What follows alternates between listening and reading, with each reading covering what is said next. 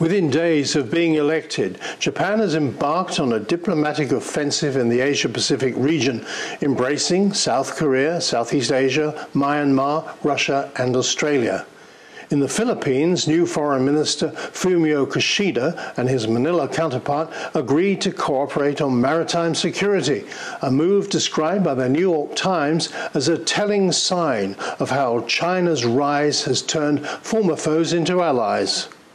Almost on a daily basis now, Japan is scrambling F-15 fighters when China's military aircraft skirt close to its airspace near disputed islands in the East China Sea.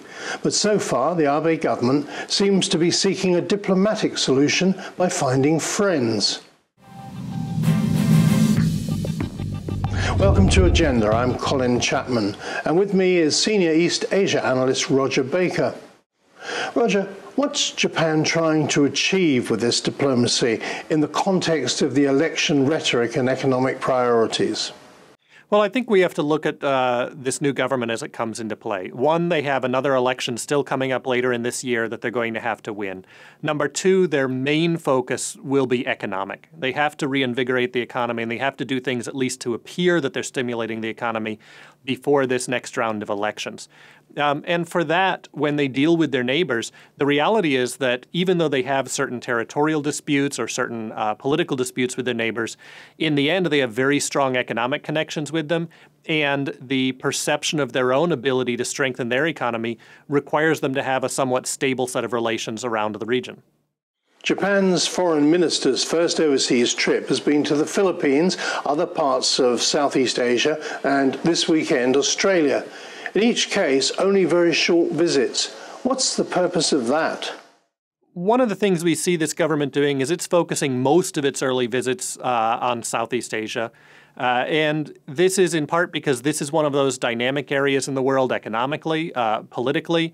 The Japanese are getting a feel for just how much the Southeast Asian nations are really wanting Japan to take a stronger role in the region. Japan is being encouraged by the United States to do that. They're looking at these places as potential areas where they can accelerate their own economic activity as well.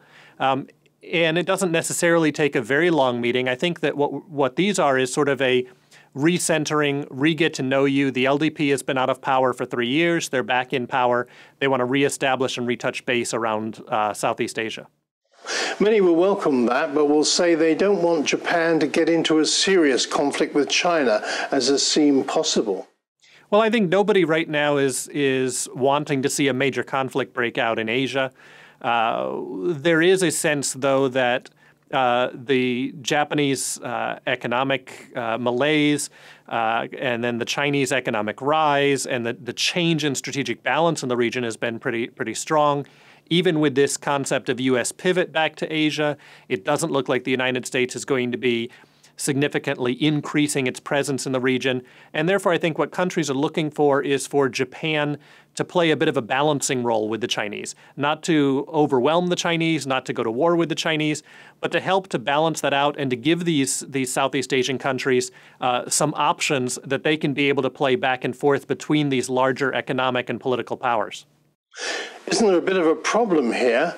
Public opinion plays a big part in China's Japan policy, but can Abe afford to let that happen in his China policy? Well, I think that public opinion from the Japanese side towards the Chinese plays a bit of a role. I don't think that the nationalist rhetoric is nearly as strong. And in China, I think the Chinese have the ability to control that type of nationalist rhetoric as well.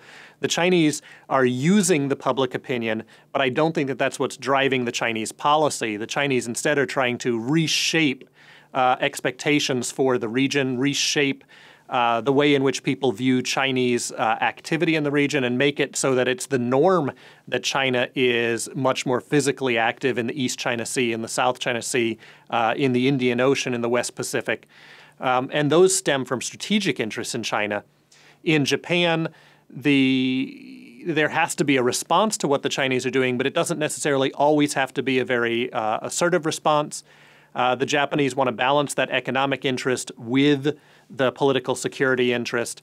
And I think that in some sense, Abe is banking on the idea that despite the Chinese appearance of power, that in reality the Chinese know that they're actually in a bit of a weaker position. And of course, Japan is also increasing its defense budget. Is that in response to China's assertiveness or something broader? The increase in Japanese defense budget reflects a few things. One is the reality that what China is now doing and what China is able to do is far different than it was 5 years ago, 10 years ago, 20 years ago. And so Japan is looking at the region and saying these things need to be done, these things need to be adjusted. Part of it is that the Japanese are in the process of transitioning away from their post-Cold War role for their security apparatus and changing to something that is going to be more active regionally, that is going to be better integrated into their foreign policy, and that's going to require an increase in funding and an increase in budget. And some of it, I think, is because the Japanese are looking at the military also as reinforcing their political and economic opportunities in the region, not in that they're going to use the military to force other countries to give them these opportunities, but instead that it shows that they are an all-around potential partner, and that countries like the Philippines, countries like Indonesia, Myanmar, can feel a little more confident about their increased economic interaction with Japan. It's not completely at the expense of China, but it allows those countries actually to exploit the rivalry, and by increasing their defense role, that shows that Japan is more committed, and it's not going to simply back down immediately if the Chinese try to become more assertive in some of these Southeast Asian countries. Now, let's look briefly at relations with Korea. One of Abe's first actions was to send an emissary to Seoul. Did that achieve the outcome he'd hoped for? It's not entirely clear what it's achieved. The South Korean government hasn't had its transition yet. I think what he was trying to do was to reassure the incoming South Korean government that the nationalist rhetoric and the sense of a more aggressive or more assertive Japan is not really what he's going to be doing, that he's going to be a little bit more pragmatic, and that was a lot of electioneering. We have a more conservative government coming in South Korea as well. There's going to be some discussions going on about, well, do we really reinvigorate this concept of Northeast Asian free trade? Do we revisit some of the quiet defense cooperation, intelligence sharing cooperation deals that were tried in the past but got overthrown by political opposition in South Korea? Rodger, you said at the start of our talk that the economy is Abe's prime focus, but we live rather more in hope than confidence that he'll succeed here. Well, Japan has sat in a sort of a stagnant economic position, or a very low growth economic position, for 2 decades. There's been a lot of attempts and a lot of talks about changing that economy, about strengthening the economy, about bringing new growth and accelerated activity into Japan. And I think people are very cautious about that. It hasn't happened in the past. It's going to require some shakeup of the way in which these companies interact with the government. It may require some shakeup of the social contract that the government has with the companies and with the population. And so Abe can say these are the things that he wants to do, and then he can influence things like some changes in the valuation of the currency, some changes perhaps in the acceptable levels of inflation, and maybe put a little bit of additional activity going.